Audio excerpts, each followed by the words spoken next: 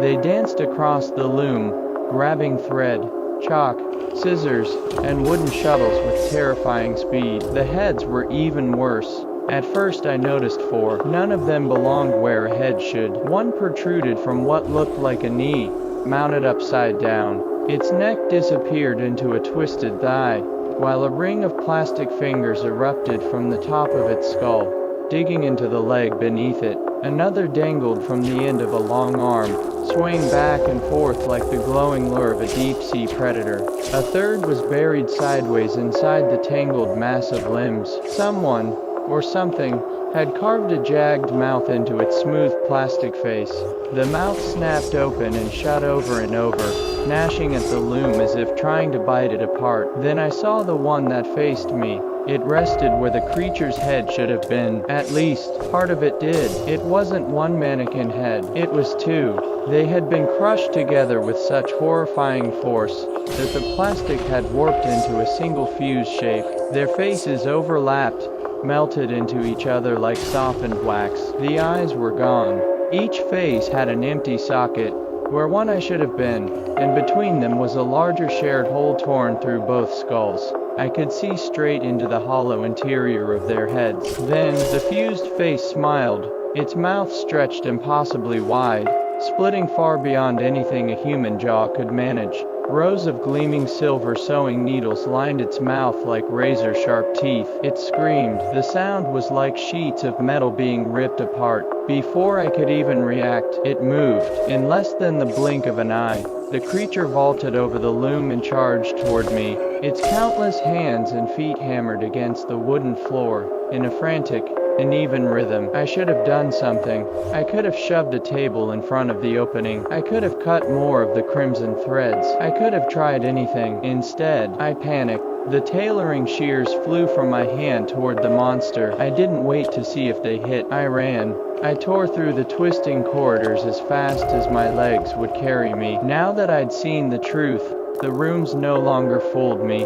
The entire place was wrong. When had I ever owned that many sewing needles?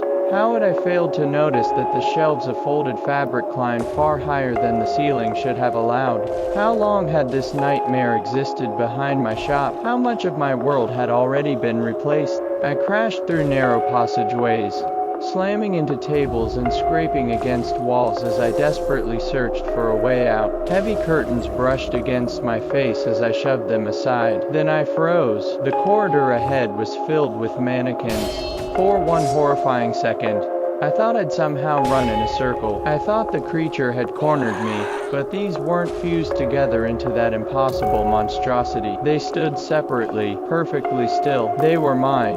The missing mannequins from my shop, every one with arms, had raised a hand, not to stop me, not to accuse me. They were pointing toward a single door at the far end of the corridor. They weren't blocking my escape. They were showing me the way. My heart hammered so violently I thought it might burst from my chest as I forced myself between the silent mannequins. Every step felt wrong. Were they leading me to safety, or herding me straight into another trap? I had no time to question it. Behind me, the creature came. Its countless hands scraped across the floor in a sickening rhythm, nails and plastic grinding against wood.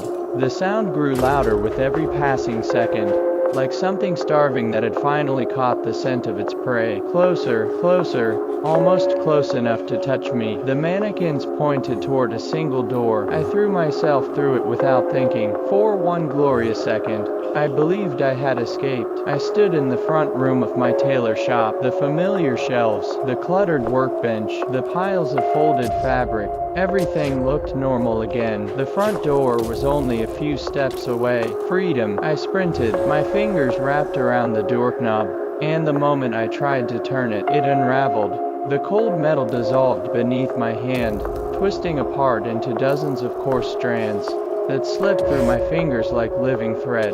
The doorknob had never been metal, it had only been pretending. Behind me came a laugh, not human, not even animal. It sounded like rusted blades grinding together, metal screaming against metal. I refused to turn around. Instead, my eyes found the large mirror hanging near the entrance. Its reflection showed everything. The thing had reached the doorway. It couldn't enter. A wall of mannequins stood between us. They hadn't moved. They hadn't spoken. Yet they formed an unbreakable line, shoulder to shoulder, their blank faces fixed upon the monster. It lunged, pushed, twisted. Its many limbs clawed at them with desperate fury. The mannequins didn't move an inch. For the first time, the creature looked frustrated. Then it smiled. One of its many hands reached toward the floor and grabbed a thick brown thread stretched across the room. It gave a single violent tug. Agony exploded across my palm. The loose strands that had once been the doorknob suddenly tightened, slicing across my skin like a burning wire. I cried out and instinctively let go. The creature hissed with delight. Its impossible collection of hands began weaving the thread through one another, folding it into an intricate pattern that shifted faster than my eyes could follow. Then, it pulled, not just the handle, the entire door. It peeled away from reality like fabric being stripped from a loom. Where the exit had stood only moments before, there was nothing. Only a smooth plaster wall, unbroken, untouched, as though no doorway had ever existed, as though the outside world had never been there at all. Panic swallowed me whole. I looked down. The floor, it wasn't just covered in thread, it was made of thread. Thousands, no, millions, countless strands stretched beneath my feet, disappearing into every object around me. The desk, the sewing machine, the windows, the ceiling. Every shelf, every chair, every single thing in the room was tethered by invisible strings. The shop itself was woven together. My stomach dropped. I hurried onto a patch of bare floor, terrified the monster would simply yank one of those threads and rip the boards out from beneath me. That's when I saw it. One strand slid after me, not dragged across the floor, following me, attached to me, no, attached inside me. The thread stretched from somewhere beneath my feet, straight into my body. My blood froze. The creature saw it too. Every one of its eyes locked onto the same crimson strand. We moved at the exact same instant. I lunged. It lunged. Its forest of hands reached toward me, like a tidal wave of grasping fingers. Somehow, I grabbed the thread first, only by a heartbeat. The creature shrieked. It seized the opposite end. Then it pulled. I pulled back with everything I had. The thread tightened until it felt like molten wire cutting through my palms. I couldn't let go. Some instinct deeper than thought screamed that if I released it, I would cease to exist. The monster pulled harder. Its countless arms strained. Mine trembled. The thread dug deeper. Blood streamed between my fingers. Still, neither of us let go. I wrapped the strand around both hands until it bit into flesh. One final pull. A sound unlike anything I'd ever heard echoed through the room. Snap.